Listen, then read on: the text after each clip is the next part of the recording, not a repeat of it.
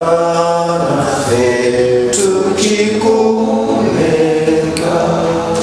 kwanjulira Obuganda entebbe y'ensimbi ezaava mu nteekateeka y'Obwakabaka eya Luwalo lwaffe ey'omwaka oguwedde 2024, Obwakabaka bwa Buganda mu bwakuŋŋaanyiriza ensimbi akawumbi ka Uganda kalamba n'obutundu 6 n'ezisooloobamu. Okusinziira ku mumyuka owookubiri owa Katikkiro era omuwanika w'Obwakabaka Oweekitiibwa Robert Waggwansirirwa, n'ategeeza nti ensimbi zino zeeyongeddeko ebitundu 8 n'obutundu 27 ku buli 100. Mu nkola ya Luwalo lwaffe akawumbi kamu n'obukadde 686 n'emitwalo 19,900 ne siringisi 406.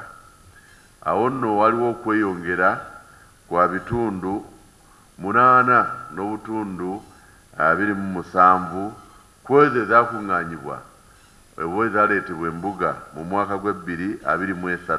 Obukadde 116 zassibwa mu nsawo ya Kabaka esomesa abaana abataliiko mwasiriza eya Kabaka Education Fund okuyambako abaana abasoma obusawo ku sikaala z'Obwakabaka enzijuvu mu ddwaliro lya Mengo School of Nursing, era ng'omwaka guno abayizi 6 be bagenda okuwagirwa ensawo eyo. Obukadde 28 ze zaakozesebwa mu nteekateeka ya Mmwanyi Terimba, nga kuno kwaliko Katikkiro wa Buganda ne baminisita okulondoola emirimu gy'Emmwanyi mu masaza okwali Buweekula, Kabula, Butambala ne Mawokota, nga bwe twogerera ekirime ky'Emmwanyi kikyali kya ttunzi nnyo wano mu Buganda. Gugenda maaso okunywa kaawa n'okulambula abavubuka wamu n'abakyala abayina ennimiro z'Emmwanyi Terimba. Kino kikoleddwa era waliwo okugenda maaso kwa maanyi. Awo ssente ez'Oluwalo zaawagira n'obukadde 128 n'emitwalo 32,113.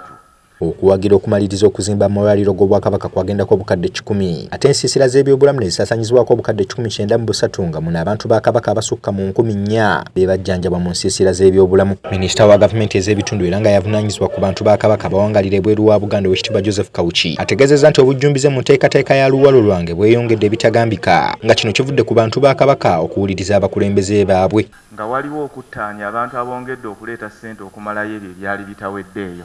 Ekyo tusuubira ne ku mulundi guno bwe tunaafunira omuwendo gw'oluwalo olw'enkomeredde nga tuggulawo oluwalo lwa 2025, ate tujja kulaba nga waliwo okugenda mu maaso.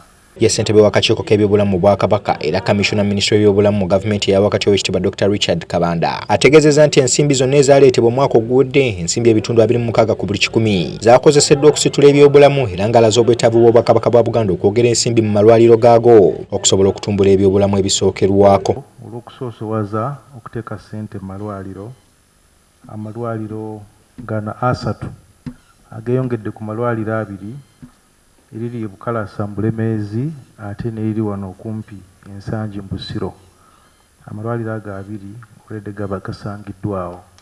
Wano Oweekitiibwa Dr. Richard Kabanda waalagidde okuca okw'amaanyi olw'akawuka ka mukenenya olw'okwongera okwegirisa mu bantu ba Kabaka wamu n'omusujja gw'ensiri, bw'atyo n'asaba Obwakabaka bwa Buganda okusitukiramu okulaba nga bongera amaanyi mu kulwanyisa endwadde zino. Batandika ku ddagala ng'obudde bukyali. Nja kwagala okusaba kusooka okwebaza Ssaabasajja Kabaka n'Obwakabaka mu kulwanyisa mukenenya okuteeka amaanyi mu kawufu w'okuziyiza omusujja gw'ensiri, obulwadde bwa Nalubiri. Obwakabaka era nga bukwataganamu ne gavumenti ya wakati baakola nnyo mu kulwanyisa obulwadde bwa Ebola n'obulwadde bwa COVID-19. Karona Kibuuli yabaddeyo ku Lwadde Oluta TV Amasukulumu.